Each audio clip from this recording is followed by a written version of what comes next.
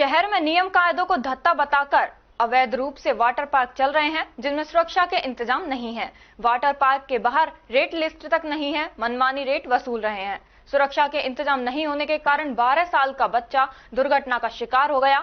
8 जून को सदर थाने में संगीता मीना ने रिपोर्ट दर्ज कराई कि वह 4 जून को अपने बच्चों को वेद प्रकाश, अंशिका, आराध्या को लेकर कटी घाटी स्थित गोल्डन मिजले वाटर पार्क गई थी। 4 टिकट 1900 रुपए में ली। सिक्योरिटी के तौर पर 100 रुपए उनसे लिए गए, साथ ही एक लॉकर का टिकट 50 रुपए का लिया। उन्होंने काउंटर कर्मचारी से बच्चों की सुरक्षा की व्यवस्था के बारे में पूछा, जहां गार्ड ने कहा, आप चिंता मत करो, यह सब हमारी जिम्मेदारी है। उन्होंने बताया कि अंदर चारों तरफ सुरक्षा कर्मी तथा ट्रेनर मौजूद हैं।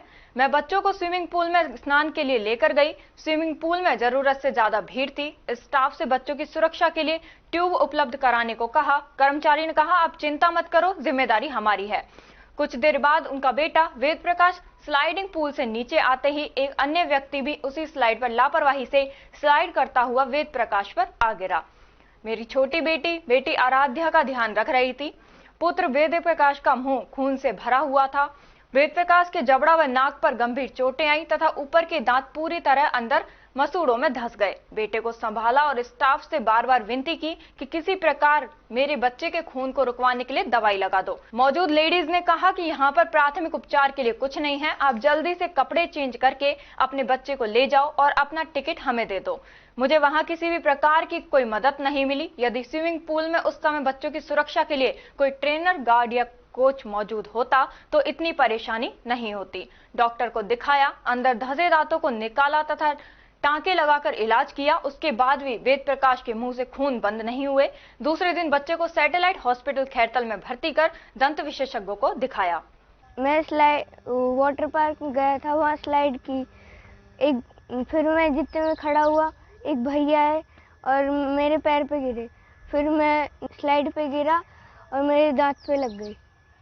फिर आपको किसी ने वहाँ पे लेके नहीं गया? कोई वाटर पार्क वाला कोई लेके नहीं गया आपको डॉक्टर के? नहीं। क्या बोला गया आपसे वहाँ पे?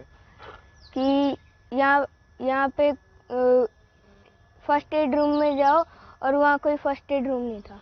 तो वहाँ पे कोई ऐसा कुछ सुविधा नहीं थी आपको जो आपको डॉक्टर के लेके जाए या आपको दिखाया जाए? नहीं। कुछ नहीं बोला गया आपसे? नहीं। कोई नहीं ले गया आपको डॉक्टर के? नहीं। कोई कुछ भी लगाया वहाँ पर, दवाई वगैरह? नहीं।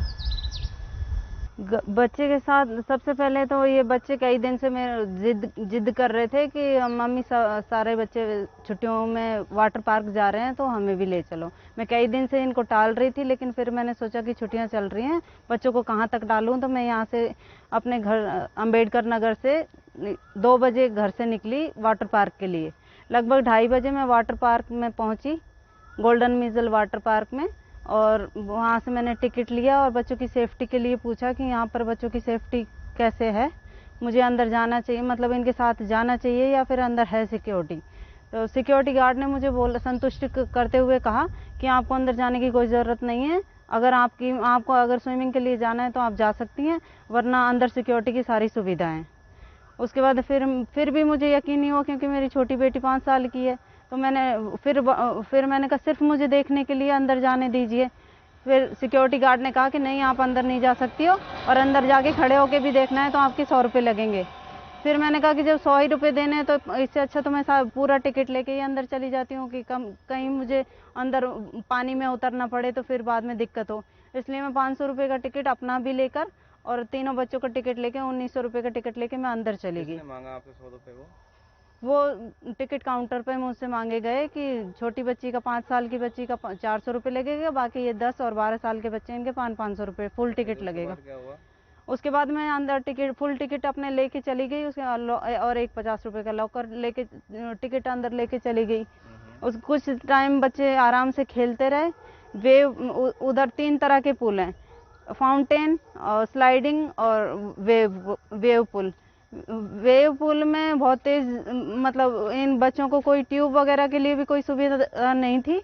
वहाँ पर जो बड़े बड़े लोग हैं जो अपनी मतलब सेफ्टी खुद कर सकते हैं वो लोग तो ट्यूब पे झूल रहे हैं, और जो छोटे बच्चे हैं उनको कोई ट्यूब की भी सुविधा नहीं है। बेचारे अगर कोई मतलब ले सकता है, पेरेंट्स दिला सकते हैं तो ठीक है, नहीं तो कोई ध्यान नहीं रखा जाता वहाँ पे। बच्चे के कैसे लगी थी वहाँ पे? बच्चों के ऐसे लगा कि मैं छोटे वाले बेटी मेरी वो वेव पूल में खेल रही थी, तो मैं वेव पूल में उसका ध्यान रख रही थी कि कहीं ये डूब ना जाए, इसलिए मैं तो उसके साथ थी। तो इतने में मेरा बड़ा वाला बेटा 12 साल का वेद प्रकाश, ये उधर स्लाइड वाले पार्क में चला गया। कैंटीन की तरफ है चौड़ी वाली ब्लू कलर की स्लाइड, उस पे जाके ये जैसे ही स्लाइड करके अपने आप को पानी की लहरों में उतरते ही अपने आप को संभाल पाता।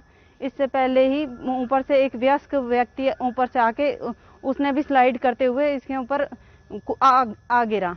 उसकी चोट से ये पलटी खा के वापस उसी स्लाइड पे गिर गया।